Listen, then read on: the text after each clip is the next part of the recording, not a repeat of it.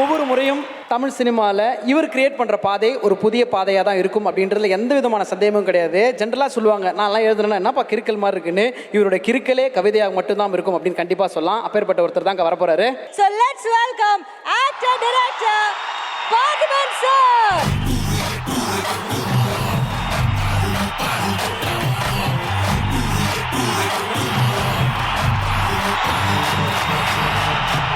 பாத்திரம் கிடைச்சதுன்னா பாயாசம் வைப்பாங்க. ஆனால் இவர் தனக்கு கிடைச்ச எல்லா பாத்திரத்தையுமே பாயாசமாக இனிக்க செய்கிற ஒருத்தர்.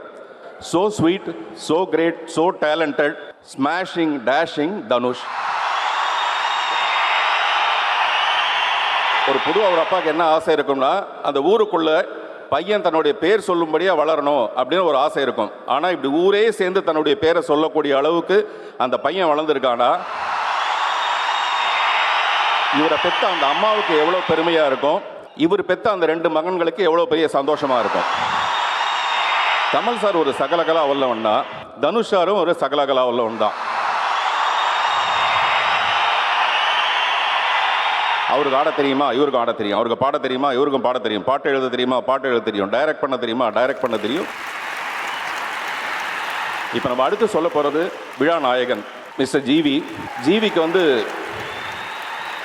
இந்த படம் பண்ணுறது, இன்றைக்கி அவர் பண்ணுற மியூசிக் ரொம்ப ஆச்சரியமான விஷயம் இல்லை. கிட்டத்தட்ட 2012 1001 ஒரு படம் பண்ணியிருக்காரு.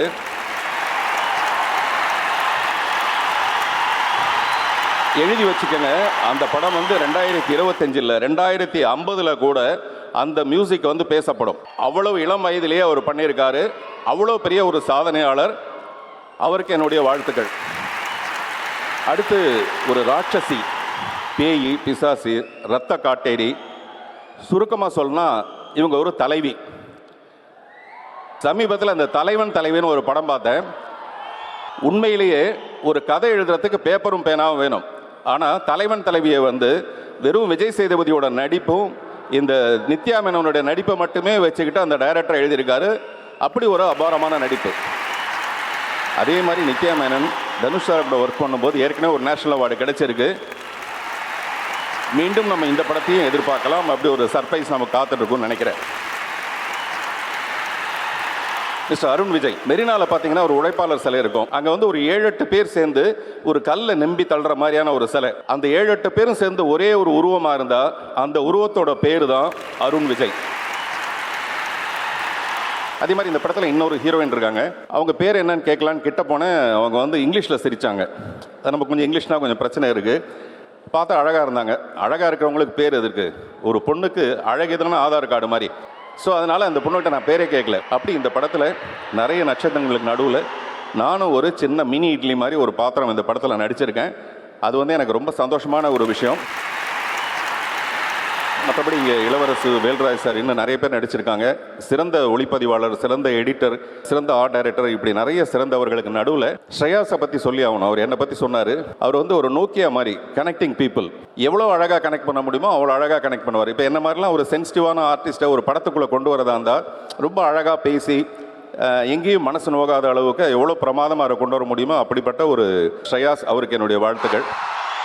அதே மாதிரி Dawn Pictures Aakash Bhaskar, at dawn it's quiet இயர்னு ஒரு ரஷ்யன் ஃபில்ம் இருக்குது. அந்த மாதிரி குவைட்டுனா அப்படி ஒரு குவைட்டு, அவ்வளோ ஒரு அமைதி. இட்லி கடை டெஃபினட்டாக பெருசாக கல்லா காட்டும். அவர் இயக்கிற இதய முரளி மிகப்பெரிய வெற்றி அடையும். அவருக்கும் என்னுடைய மனப்பூர்வமான வாழ்த்துக்கள். இந்த மாதிரி ஒரு படத்தில் வாய்ப்புக்காக மிஸ்டர் தனுஷுக்கும் உங்கள் எல்லாருக்கும் என்னுடைய நன்றியும் வணக்கமும். சார், நிறைய விஷயங்கள் சாரை பற்றியும் படத்தை பற்றியும் சொன்னீங்க. ஒரே ஒரு 2 கேள்வி சார். சாரை நீங்கள் நிறைய விஷயத்தில் ரசித்து பார்த்துருப்பீங்க. தனுஷ் சார் அவர்களிடமிருந்து உங்களுக்கு ரொம்ப பிடிச்ச ஒரு விஷயம், பிடிக்காத ஒரு விஷயம் அப்படின்னா என்ன சார் சொல்லுவீங்க?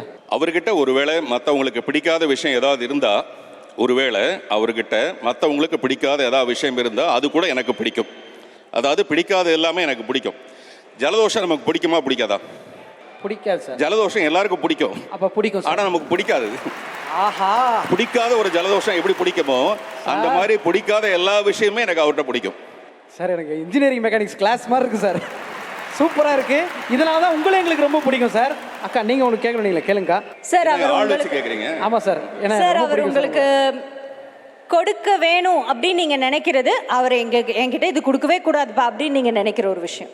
அவர் நிறைய கொடுத்துருக்காரு இந்த படத்தில் வந்து எனக்கு ஒரு அது சின்ன வாய்ப்பாக இருந்தாலும் ரொம்ப பிரமாதமான ஒரு வாய்ப்பை கொடுத்துருக்காரு. நல்ல சம்பளம் கொடுத்துருக்காரு, அப்புறம் நிறைய மரியாதை கொடுத்துருக்காரு, அன்பு கொடுத்துருக்காரு, நிறைய காதல் கொடுத்துருக்காரு. அவர் கொடுக்கணும்னு நான் நினைக்கிறது என்னென்னா, இந்த மாதிரி ஒரு ஆர்டிஸ்ட்டுக்கு இவ்வளோ சின்ன கேரக்டர் கொடுக்கக்கூடாது சார், இன்னும் கொஞ்சம் பெட்டரான கேரக்டர் கொடுத்துருக்கலாம்.